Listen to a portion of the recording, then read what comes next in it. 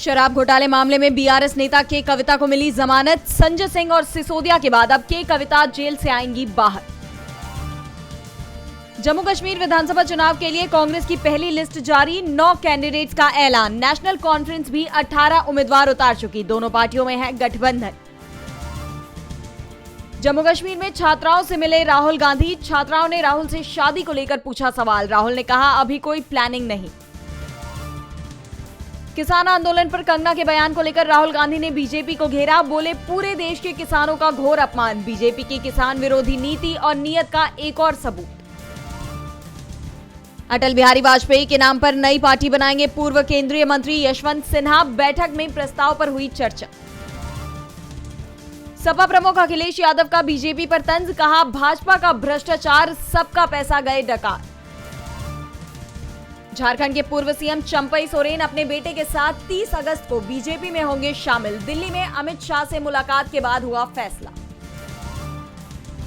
महाराष्ट्र में गिरी शिवाजी की प्रतिमा, विपक्ष ने बीजेपी पर चुनावी फायदे का लगाया आरोप। पीएम मोदी ने 8 महीने पहले मूर्ति का किया था उद्घाटन। छत्रपति शिवाजी की मूर्ति ढहने पर भड़के संजय राउत, कहा प्रशासन बना रहा बहाने कि हवा तेज थी, लेकिन हवा उनके दिमाग में घुस गई है।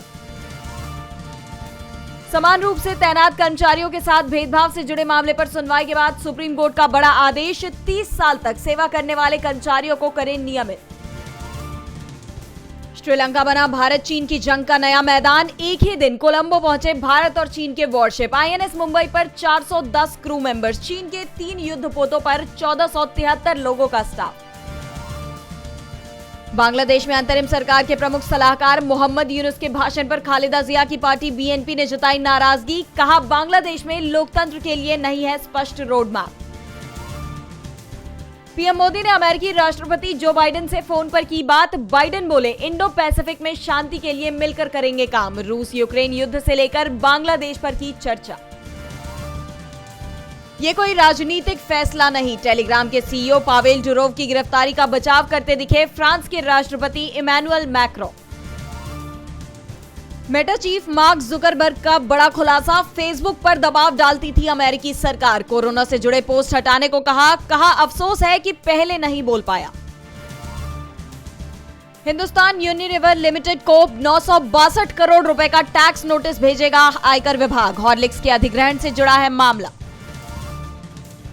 जन्माष्टमी पर पूरे भारत में हुआ 25,000 करोड़ रुपए का कारोबार, सीएआईटी ने जताया अनुमान।